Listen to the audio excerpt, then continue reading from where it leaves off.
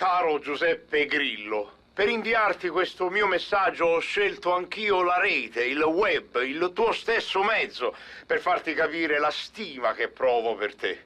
Mi rivolgo a te alla luce degli sviluppi di queste ore. Caro Giuseppe. Mi scassano, hai capito, no? Tu è chi la discugnizza che ti porta a presa. Madonna lo Carmen, ma che volita me, ne? Un altro al posto di Bersani.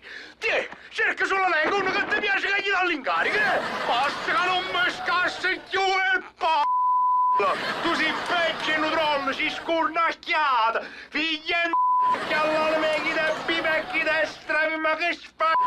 me chi te morta e chi destra morta, cape... Oh, e almeno mi sono levata la soddisfazione. E questo forse è l'ultimo atto del mio mandato.